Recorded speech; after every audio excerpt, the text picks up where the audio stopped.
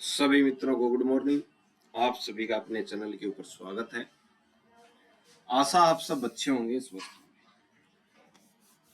तो आज जो हम बात करने जा रहे हैं वो बात करेंगे भारतीय साक्ष्य अधिनियम पे, और सीधा आज हम एक केस से शुरू करते हैं।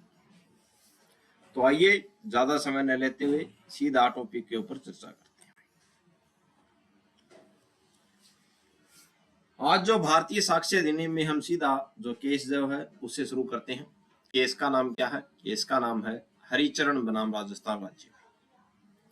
साक्ष्य के मूल्यांकन और छोटी विसंगतियां जो होती हैं के सिद्धांत को बताता है ये केस।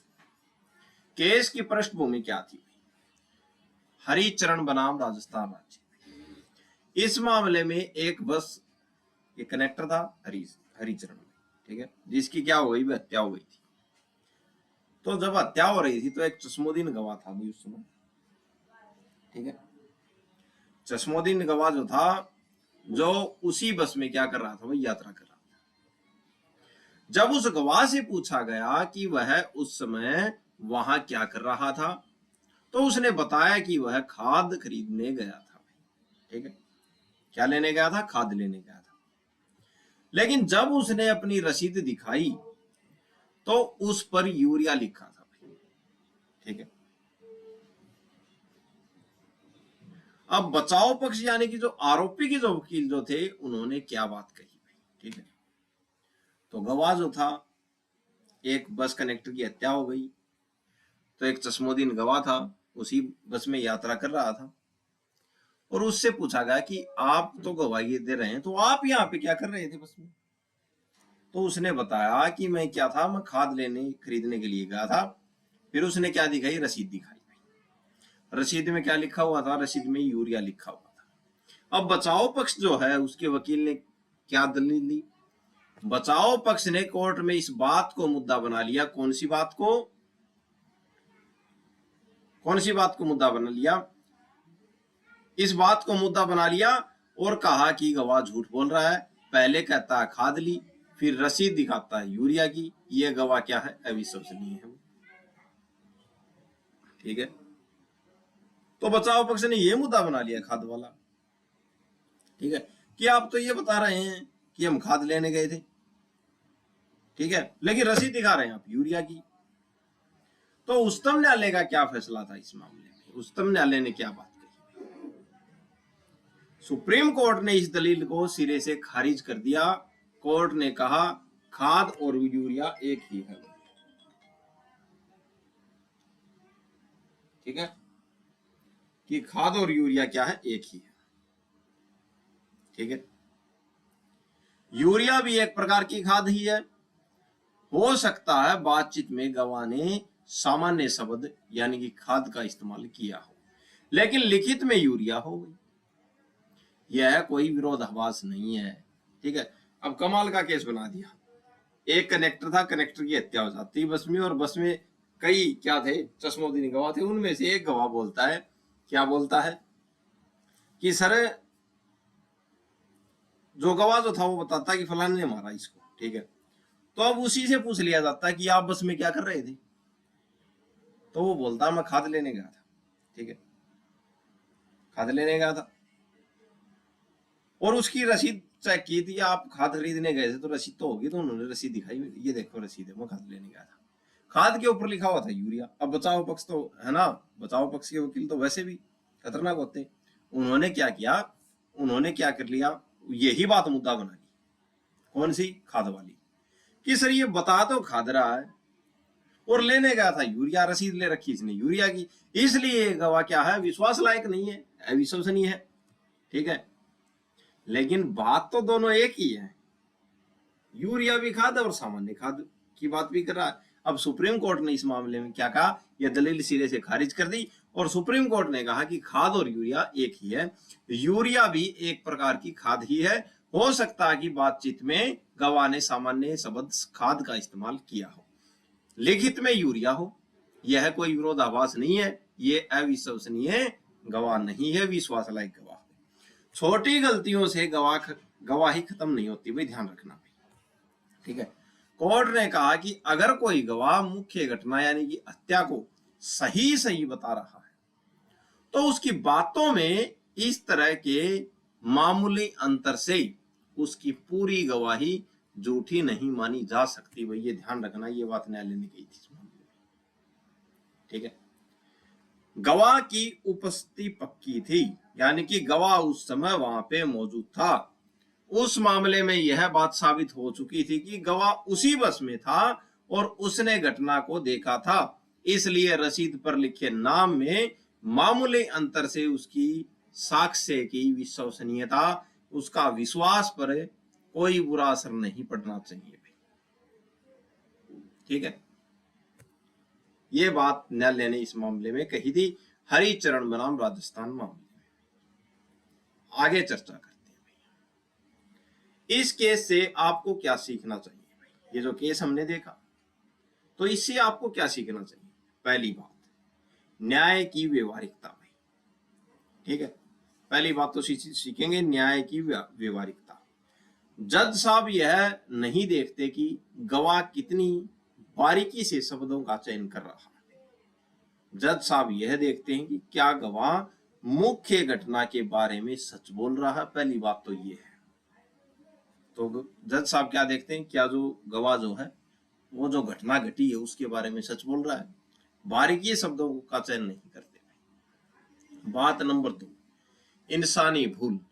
आम आदमी अक्सर तकनीकी शब्दों और सामान्य शब्दों में अंतर नहीं कर पाता। भाई ये गौर करना ही हुआ। अब एक अनपढ़ व्यक्ति होगा और वहां पे वो गवाह है, तो वो यूरिया थोड़ी बोलेगा, वो तो खाद बोलेगा। तो एक आम आदमी जो हो तकनीकी जो शब्द जो होते हैं उनमें अंतर नहीं कर पाता, सामान्य अंतर नहीं कर पाता। कोर्ट इस बात को समझता है। भाई ये विवाद ध्यान रखना। बात नंबर 3, वकील की चाल। भाई अक्सर बचाव पक्ष के वकील गवाहों को उलझाने के लिए ऐसी छोटी छोटी बातों को बड़ा मुद्दा बनाते हैं, लेकिन सुप्रीम कोर्ट ने इस केस में साफ कर दिया कि ऐसी तुच्छ बातों पर गवाही को अमान्य करना न्याय के विरुद्ध है। भाई ठीक है, 2 बात देख ली, 3 बात देख ली हमने। आगे बात करते हैं एक और केस की। स्टेट ऑफ कर्नाटक बनाम आर यारप्पा रेड्डी का केस था। ठीक है, वो केस राजस्थान राज्य का था। अब बात करते हैं केस कौन सा था, कर्नाटक राज्य का, स्टेट ऑफ कर्नाटक बनाम व्यक्ति का नाम था आर यारप्पा रेड्डी, जो भारतीय साक्ष्य अधिनियम के तहत साक्ष्यों यानी कि गवाहों के बयानों को परखने का एक बहुत ही महत्वपूर्ण केस है। ये केस क्या बताता है हमको, ये बताता है जो गवाह जो हैं, साक्षी जो हैं उस समय देखने वाले, उनके बयानों को कैसे परखा जाता है। ठीक है, आइए देखते हैं भाई इस केस की मुख्य संदेश क्या है। भाई इस केस का न्यायालय ने इस केस में स्पष्ट किया कि जब किसी गंभीर अपराध जैसे हत्या की घटना होती है तो गवाहों से यह उम्मीद करना कि वे एकदम मशीन की तरह सटीक और एक जैसा बयान देंगे, ये गलत है। तो न्यायालय इस केस में कहते हैं आर यारप्पा रेड्डी के केस में कि जब कोई घटना घटती है, जैसे कोई गंभीर अपराध होगा, तो गवाह वैसे ही जाता घबरा। तो यह नहीं है कि वो सटीक की सटीक बात बताएगा मशीन की तरह। ठीक है, तो उनसे कोई छोटी मोटी गलती हो जाती है। ठीक है, 4 बिंदुओं से समझाया गया है कैसी गलतियां होती हैं और कैसे क्या बताया गया है। नियत प्रक्रिया की अपेक्षा न रखें। भाई ठीक है, घटना को देखने पर हर इंसान अलग अलग तरह से प्रतिक्रिया देता है। ठीक है, अब कोई मरा हुआ व्यक्ति देख लिया, किसी के पसीना छूट जाएगा, कोई वहीं पे बेहोश होके जाएगा गिर, किसी का कालजा अच्छा है तो वो खड़ा खड़ा देखेगा क्या हो रहा है। ठीक है, कोई वहां से भाग जाएगा डर के। तो सब इंसान अलग अलग क्या देते हैं, वही प्रतिक्रिया देते हैं इसमें। तो पहली बात तो यह है कि नियत जो प्रतिक्रिया जो है उसकी अपेक्षा न रखें भाई बड़ी गंभीर अपराध में। ठीक है, नियत यानी कि जैसा हूबहू हो रहा है वैसी प्रतिक्रिया, यानी कि ये मत सोचो कि वो वैसा का वैसा बताएगा। तो सब इंसान जो है उनकी प्रकृति अलग अलग है। घटना को देखने पर हर इंसान अलग तरह से प्रतिक्रिया देता है। भाई कोई डर जाता है, किसी की यादाश्त उस पल के लिए धुंधली हो जाती है कि ये क्या हो गया। तो कोई भाग जाता है। जज साहब को यह नहीं सोचना चाहिए कि अगर यह गवाह सच बोल रहा होता तो इसे तो फला फला बात याद होनी चाहिए थी। गवाह इंसान है, रोबोट नहीं है भाई कि जो घटना हुई है उसका उसके ऊपर कोई असर नहीं पड़े, दिल के ऊपर कोई असर नहीं पड़े और जैसी जैसी हुई वैसा की वैसी बता दे। थोड़ी बहुत गलती हो जाती है, प्रकृति नेचर है। ठीक है, तो नियत प्रक्रिया की अपेक्षा न करें। ठीक है, बात नंबर 1 भाई। बात नंबर 2, गंभीर अपराध। घायल गवाह का बयान। अब कोई गवाह वो घायल हुआ है वहां पे और वो बयान दे रहा, उसके बारे में क्या कहा। केस में जो गवाह थी वे खुद भी घायल हो गई। ठीक है, जब इंसान घायल होता है तो उसका मानसिक और शारीरिक संतुलन हिल जाता है, ध्यान रखना। ऐसे में क्या होगा, अगर गवाह अपने बयान को बार बार दोहराते समय थोड़ा बेहतर या विस्तृत तरीके से बता रहा है तो इसे झूठ नहीं माना जाना चाहिए। क्यों? क्योंकि उसके ऊपर बीती है, वो वहीं पे था, उसको घायल हुआ, उसको लगी थी। अक्सर घायल व्यक्ति धीरे धीरे घटना को याद करता है और उसे बेहतर तरीके से बयां कर पाता है। ठीक है, इसे बयां की कमजोरी नहीं बल्कि घटना की गंभीरता माना जाना चाहिए। ठीक है, ये बात भी ध्यान रखना। बात नंबर 3 क्या बताते हैं भाई, कुछ अपराधी छूटे तो बाकी भी छूटेंगे, यह तर्क गलत है भाई। ठीक है, अब एक तर्क आता है कि कुछ अपराधी छूटे तो बाकी भी छूटेंगे, इसका व्याख्यान करो भाई, ये तर्क पूछा जा सकता है एग्जाम में। तो ये क्या बात है। अक्सर बचाव पक्ष के वकील कहते हैं कि अगर कुछ सबूतों की कमी के कारण कुछ अपराधी बरी हो जाएं तो इस गवाह की बात पर किसी पर भी भरोसा नहीं करना चाहिए। ठीक है, सुप्रीम कोर्ट ने इसे खारिज कर दिया। कोर्ट ने कहा कि अगर किसी संदेह के कारण कुछ अपराधी छूट रहे हैं तो इसका मतलब यह नहीं कि जिन अपराधियों के खिलाफ पक्के सबूत हैं उन्हें भी छोड़ दिया जाए। यह नहीं हो सकता भाई, अगर संदेह के कारण कुछ अपराधी छूट गए तो यह नहीं है कि सभी छूट जाएंगे। ठीक है, प्रत्येकदर्शी साक्ष्य के बयान का हर अपराधी के लिए अलग से मूल्यांकन होना चाहिए, ध्यान रखना। यानी कि अलग प्रत्यक्षदर्शी जो देखने वाला जो साक्षी जो है उसके लिए प्रत्यक्षदर्शी यानी कि हर अपराधी के लिए अलग अलग क्या है मूल्यांकन होना चाहिए। ठीक है, बात नंबर 4, मानवीय सीमाएं। कोर्ट ने स्वीकार किया कि गवाही देते समय बार बार बयान में कुछ नया जोड़ना या सुधार करना स्वाभाविक है, भी हो जाता है, कोई सुधार हो जाता है, कुछ नया जुड़ जाता है, खासकर तब जब गवाह बहुत अधिक सदमे में या चोट में हो। कोर्ट ने इसे संदिग्ध मानने से इनकार कर दिया कि भाई हो सकता है अगर गवाह सदमे में है तो कुछ नई बातें वो जुड़ के आ जाए उसके बारे में। ठीक है, अब बात करते हैं सदमा कैसा। गोलीबारी का सदमा और गवाही, भाई कहीं पे गोलीबारी हो गई और गोलीबारी देखकर किसी को सदमा लग गया, डर गया कोई, तो गवाही, उसके बारे में देखते हैं क्या। जब कहीं गोलीबारी होती है तो वहां मौजूद इंसान का दिमाग डर के मारे स्थिर नहीं रहता भाई। ठीक है, सिद्धांत क्या है, उच्चतम न्यायालय कहता है कि एक भयभीत साक्षी, एक भयभीत गवाह से यह उम्मीद करना कि वह कोर्ट में बैठकर यह बताए कि कितनी गोलियां चली, किस दिशा में चली, कितनी दूरी से चली, बिल्कुल गलत है। उच्चतम न्यायालय ने कहा अगर कहीं पे गोलीबारी होती है तो वहां पे कोर्ट में बैठाकर विपक्ष जो बचाव पक्ष जो है, डिफेंस जो है, वो ये पूछे कि कितनी गोलियां चली, वो पहले से ही अभी तक कहां पे बताएगा किस दिशा से चली, कितनी दूरी से चली, तो ये पूछना बिल्कुल गलत है। ठीक है, सीधी बात, गोली चलाने की आवाज सुनकर कोई भी इंसान अपनी जान बचाने में व्यस्त हो जाता है, भाई ध्यान रखना, भाई हम भी हो जाते हैं।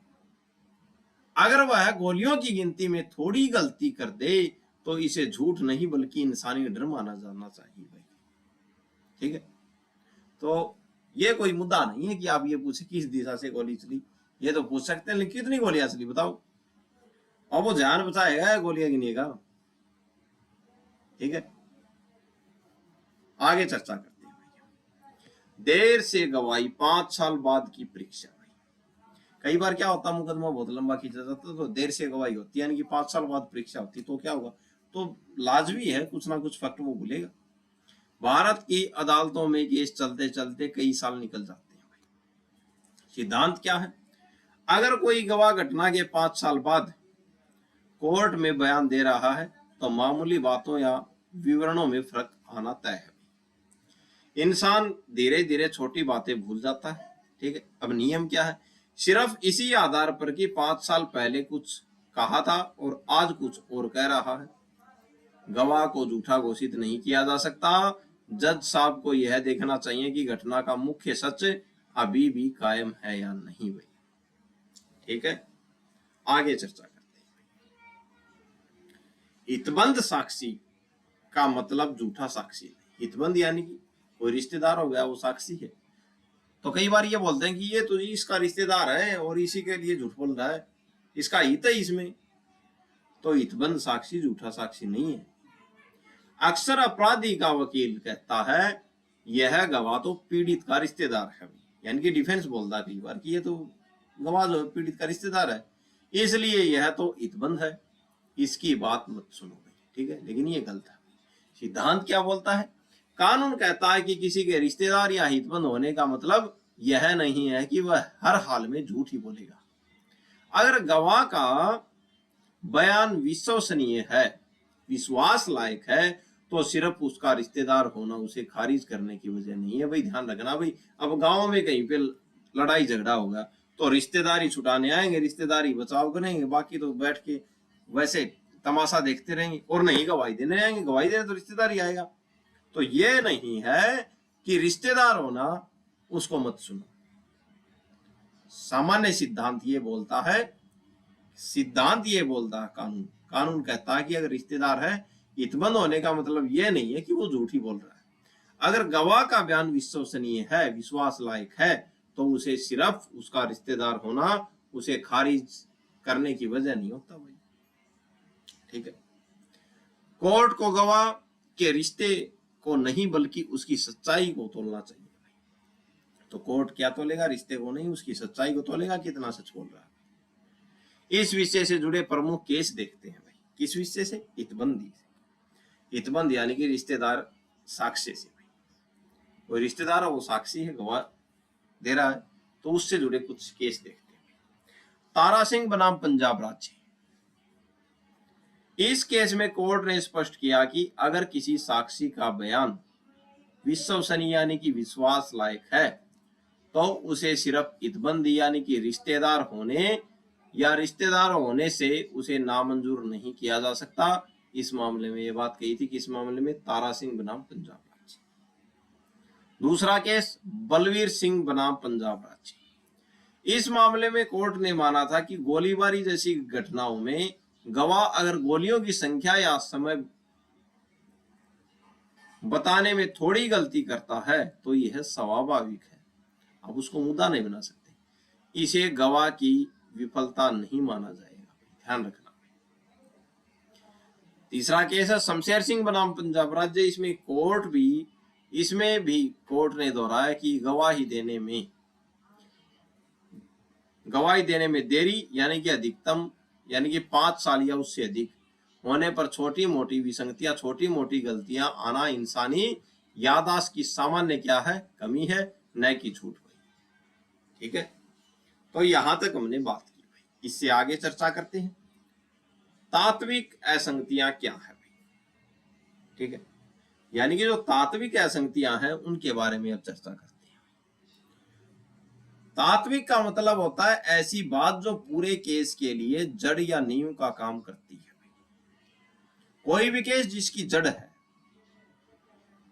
या नींव है, नींव का काम करती है कौन, तात्विक। अगर गवाह इस बात में झूठ बोल रहा है तो पूरा केस ढह जाएगा। ठीक है, यानी कि ऐसी बात जो एक बार अगर बोल दी गई तो पूरा केस, ऐसी बात जिस पर पूरा केस टिका हुआ है, अगर वो झूठ बोल देगा तो पूरा केस ढह जाएगा। उदाहरण देखते हैं भाई, इसको बोलते हैं तात्विक। मान लीजिए एक मर्डर का केस है, तुच्छ गलती भाई, गवाह ने कहा कि मर्डर रात के 8 बजे हुआ, जबकि असल में 8:15 पर हुआ था। तो यह तुच्छ गलती भी 15 मिनट हो जाता है, 10-15 मिनट ऊपर नीचे, यह तुच्छ है, इंसानी भूल हो सकती है। अब तात्विक गलती क्या है उसको देखते हैं। गवाह ने कहा कि मैंने आरोपी को अपने हाथ से गोली चलाते देखा, ठीक है भाई, लेकिन बाद में पता चला कि वह गवाह उस समय शहर में था ही नहीं, यानी कि पूरा केस उसकी गवाही पर टिका था। वो बोल रहा था कि मैंने देखा इसको, लेकिन बाद में पता चला कि वो तो गवाह उस समय शहर में था ही नहीं, या उस समय वहां पूरी तरह अंधेरा था कि किसी को पहचानना ही नामुमकिन था। यह क्या है भाई? तात्विक असंगति है, क्योंकि यह सीधे तौर पर आरोपी की मौजूदगी और घटना के सच को ही नकार देता है और केस पूरा डह जाएगा, ये साबित होते हैं। ठीक है, आगे चर्चा करते हैं क्यों तात्विक असंगति घातक है भाई। तो घातक का तो सीधा मतलब हो, तात्विक अगर असंगति हो गई तो पूरा केस खत्म।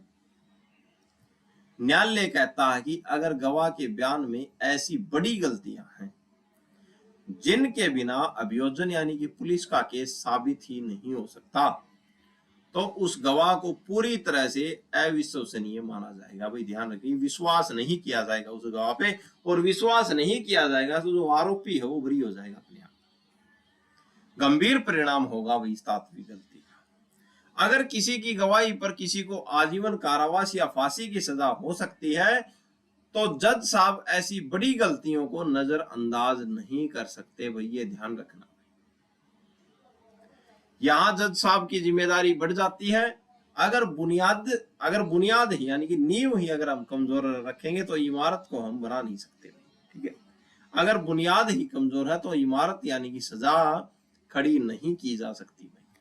ठीक है, तो अगर तात्विक गलती किसी गवाही में पाई जाती तो जज साहब उसे नजरअंदाज नहीं करेंगे, और क्या जो है आरोपी जो है उसको बरी किया जाएगा और पूरा का पूरा केस ढह जाएगा भाई। ठीक है, जज साहब कैसे फर्क करते हैं भैया, ये देखते हैं भाई। अब जज साहब को कैसे पता चलता है? जज साहब को एक छाननी फिल्टर की तरह काम करना होगा। कैसे काम करेंगे वो?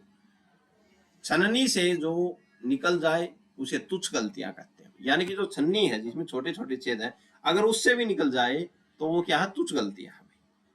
ठीक है, जैसे हम चाय छानते हैं तो चाय तो छन्नी से निकल जाती है तो तुच्छ गलती है, लेकिन चाय पत्ती छन्नी के अंदर रह जाती है तो वो क्या है? तात्विक गलतियां हैं।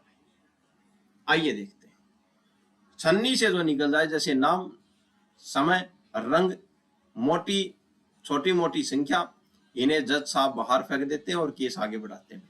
ये हो सकता है भाई नाम नहीं याद रहा हो, समय भी याद नहीं रहा हो, रंग भी याद नहीं है कि कैसा रंग था उस व्यक्ति का, और छोटी मोटी संख्या यानी कि 5 थे या 6 थे ये भी याद नहीं है कोई भी संख्या, तो केस को क्या है? इनको निकाल के बाहर फेंक देंगे और केस को आगे बढ़ाएंगे।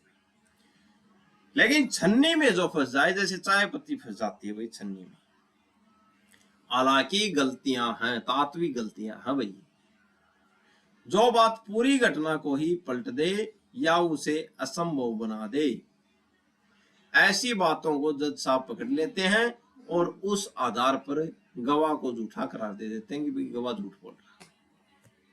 ठीक है, तो ऐसे जज साहब क्या करते हैं? इनमें फर्क करते हैं। सामान्य बनाम तात्विक फर्क क्या होगा उसके बारे में अब चर्चा करते हैं। जब जज साहब के पास जब बयान आते हैं तो वे उन्हें एक छन्नी यानी कि फिल्टर में डालते हैं।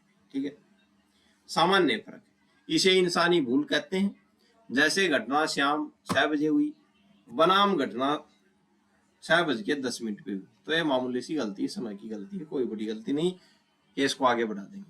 या आरोपी ने नीली शर्ट पहनी थी बनाम आरोपी ने काली शर्ट पहनी थी, तो ये भी शर्ट की कोई बात नहीं, आरोपी तो यही था। ठीक है, कोर्ट का नजरिया क्या है भैया इसमें? जज साहब इसे नजरअंदाज नहीं कर सकते किसको? तात्विक फर्क को। वे समझते हैं कि इंसान घटना को देखने के कई सालों बाद याद कर रहा है तो छोटी बातें भूल सकते हैं।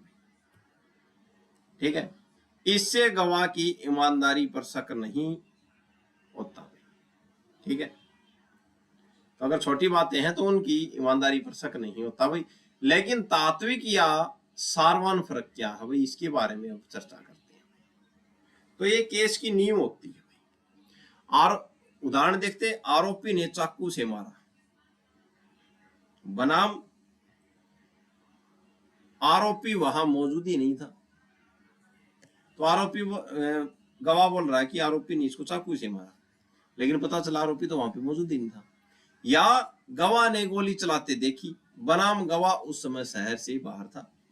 कोर्ट का नजरिया, अगर गवाह इस तरह की बुनियादी बात में झूठ बोल रहा है तो जज साहब पूरी गवाही को अविश्वसनीय यानी कि विश्वास में न लेके खारिज कर देते हैं वो पूरी गवाही। ठीक है, बात नंबर 2 भाई, वह कहावत जो भारत में लागू नहीं होती। ठीक है, लैटिन कहावत है जिसका अर्थ है जो एक बात में झूठ वह सब बातों में झूठ। तो ये जो कहावत जो है भारत में लागू नहीं होती, जो एक बात में झूठ वो सब बातों में झूठ। ठीक है, भारत में शिस्ती कैसी है अभी गवाह के बारे में। भारत में जज साहब इस नियम को अंधे कानून की तरह नहीं करते कि एक बात अगर झूठ हो गई तो सारी बात झूठ होगी। इसकी सावधानी का नियम क्या है, भारतीय न्यायालय इसे नियम नहीं बल्कि सिर्फ एक सावधानी मानते हैं। क्यों? क्योंकि अगर जज साहब इस कहावत को सख्ती से लागू कर दें तो कोई भी गवाह पूरी तरह से सच नहीं बोल पाएगा। ठीक है, हर इंसान की गवाही में एक दो छोटी गलतियां हो जाती हैं। अगर एक छोटी गलती पर पूरे गवाह को झूठा मान लिया गया तो अपराधी आसानी से छूट जाएगा। ठीक है, तो भारत में यह नहीं है कि एक बात झूठ मान ली तो क्या है पूरी बात झूठ हो गई। जज साहब का असली काम क्या है, जो तात्विक जो असंगति है उसके बारे में। जज साहब का कर्तव्य यह नहीं है कि वह गवाह की गलतियां पकड़कर उसे फेल करें, बल्कि उनका काम सच्चाई का पता लगाना होता है कि सच्चाई क्या है। वे गवाह के बयान में से सच के मोती को झूठ के कचरे से अलग करते हैं। वे ये देखते हैं कि क्या गवाह ने जो मुख्य बात कही है वह बाकी सबूतों जैसे मेडिकल रिपोर्ट अन्य गवाहों के बयान से मेल खाती है। अगर हाँ तो वे उस हिस्से को सच मानकर फैसला सुना देते हैं।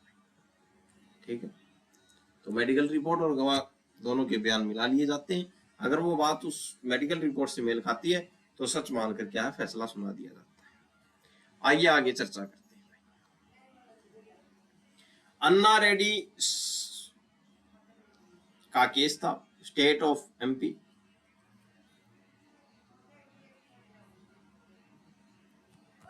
तो अन्ना रेड्डी बनाम स्टेट ऑफ एमपी का केस था, भीड़ द्वारा किए गए हमले के बारे में केस था। तो भीड़ द्वारा किए गए हमलों के मामलों में गवाही को कैसे देखा गया इस केस में उसके बारे में हम चर्चा करते हैं। भीड़ के हमले में विशिष्ट जानकारी की सीमा क्या है भाई? जब बहुत सारे लोग एक साथ किसी पर हमला करते हैं तो वहां भगदड़ मच जाती है। ठीक है भाई, भगदड़ मच जाती है। शिस्ती क्या होगी? ऐसे में किसी चश्मोदीन गवाह के लिए यह बता पाना मुश्किल होता है कि किस व्यक्ति ने सटीक कौन सा वार किया था। अब एक से अधिक जब व्यक्ति मारेंगे तो वो कैसे बताएगा कि इसने सटीक वार किया था? ठीक है भाई, चश्मोदीन भी नहीं बता सकता क्योंकि मार रहे हो। ठीक है, कोर्ट का नजरिया क्या है भाई इसमें? इस केस में कोर्ट ने कहा कि अगर कोई गवाह यह नहीं बता पा रहा कि किस अभियुक्त ने किस विशिष्ट व्यक्ति को चोट पहुंचाई तो इसका मतलब यह नहीं है कि वह झूठ बोल रहा है। भीड़ में हिंसा के दौरान ऐसी बारीकियों को याद रखना असंभव है, इसलिए ऐसी मामूली जानकारी न दे पाने पर गवाह को अविश्वसनीय नहीं माना जा सकता, ठीक है, कि उसको ये नहीं मान सकते कि वही इसका विश्वास नहीं किया जा सकता गवाह पे, ठीक है। बात नंबर 2, एफआईआर से थोड़ा हटकर बयान में। अक्सर केस चलने के दौरान गवाह अपने शुरुआती बयान जो पुलिस को एफआईआर के समय दिया था से थोड़ा अलग बात कह देते हैं भाई, ठीक है भाई, कह दिया भाई। शिस्ती बचाव पक्ष के वकील इस पर चिल्लाते हैं भाई, देखो यह पलट गया, यह झूठ बोलता है कि एफआईआर में कुछ और बोला है, यहाँ पे कुछ और बोल रहा है। कोर्ट का नजरिया क्या है? कोर्ट ने कहा कि अगर गवाह एफआईआर के बयान से थोड़ा अलग हट भी गया है तो भी उसकी पूरी गवाही को कूड़ा नहीं माना जा सकता। जज साहब को यह देखना चाहिए कि क्या वह अभी भी मुख्य घटना पर अड़िग है। अगर हाँ तो उसकी गवाही को खारिज नहीं किया जा सकता भाई, ये ध्यान रखना भाई, ठीक है। मामूली फर्क और विश्वसनीयता खत्म नहीं होती भाई।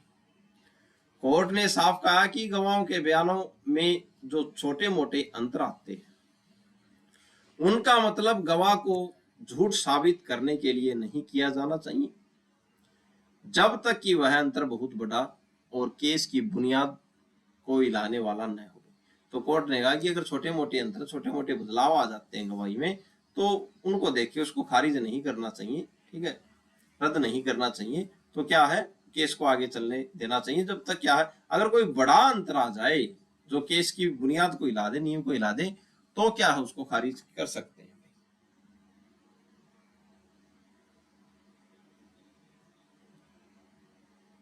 ठीक है।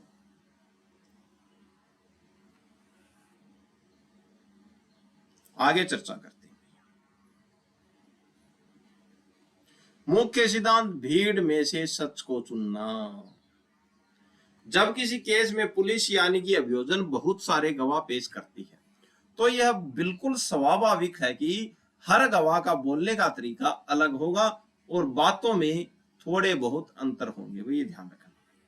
न्यायालय ने इस मामले में 2-3 बहुत पते की बात कही है, किसमें, जो भीड़ का जो हमला होता है उसमें इंसानी भूल को पहचानना।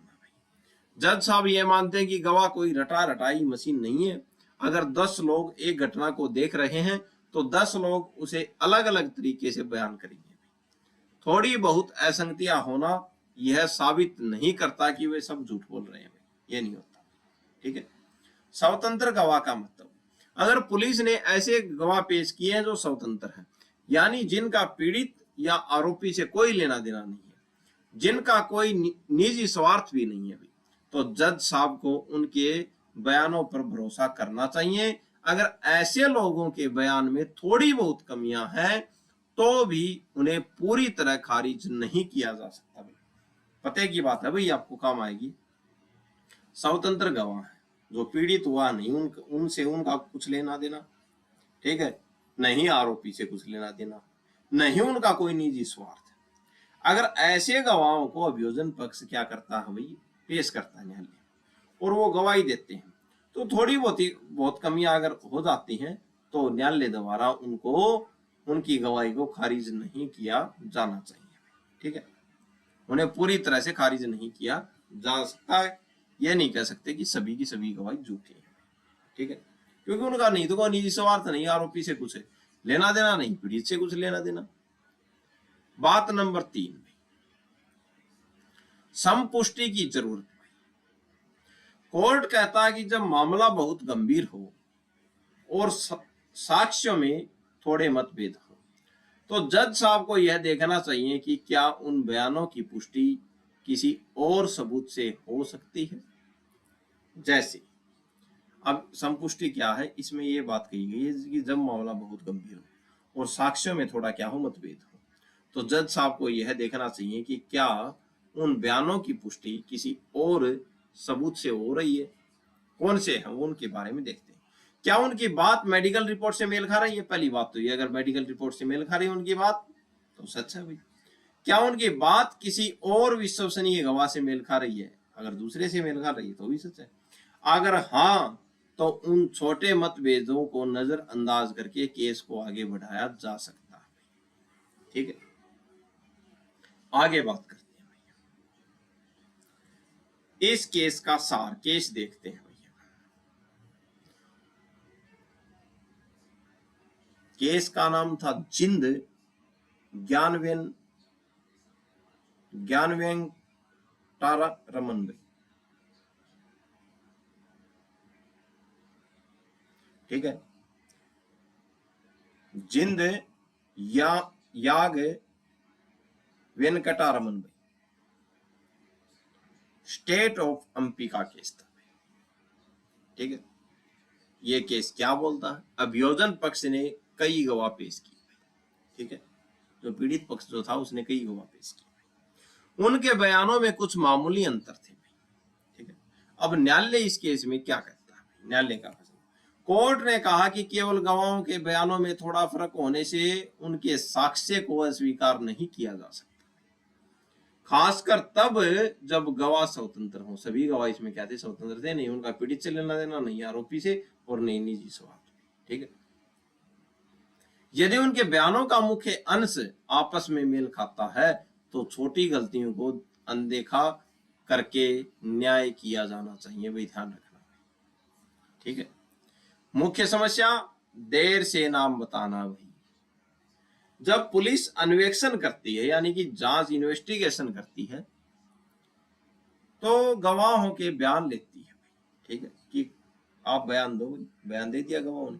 अगर गवाह पुलिस को कहता है मैंने हमलावरों में से एक को देखा था, लेकिन वह उनका नाम नहीं बताता भाई कौन था, और अचानक कोर्ट में आकर गवाह बड़े आत्मविश्वास से कहता है ये रहे वो लोग, इनका ये नाम है, तो यह बहुत गंभीर चूक मानी जाती है, ठीक है, ये ध्यान रखना।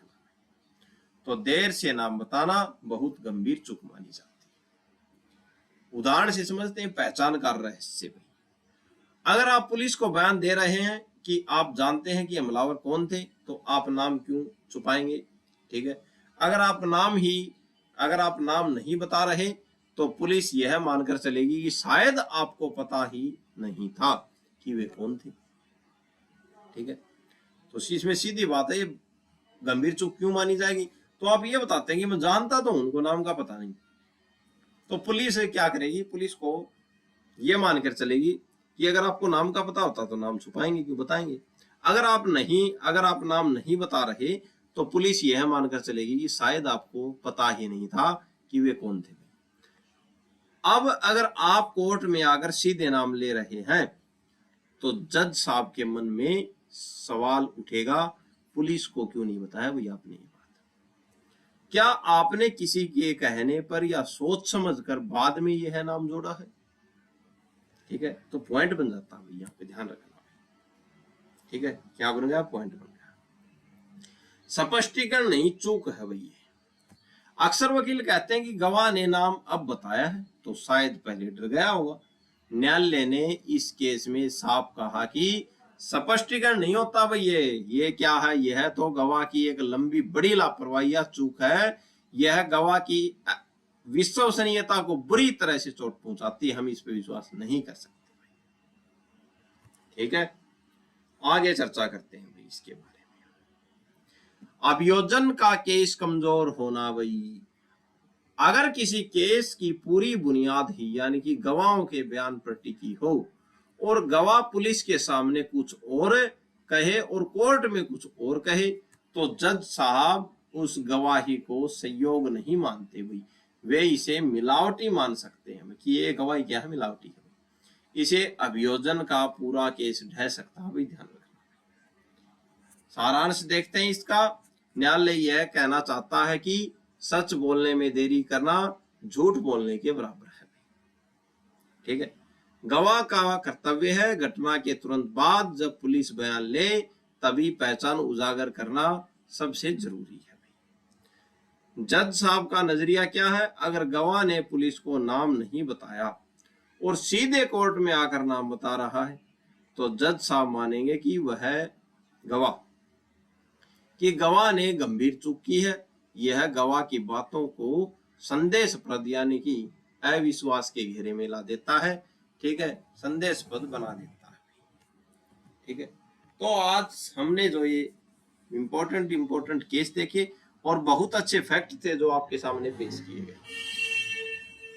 तो आशा है आपको सब समझ में आए होंगे। चैनल को ज्यादा से ज्यादा लाइक करें, शेयर करें, अपने मित्रों तक पहुंचाएं। आज के लिए इतना ही।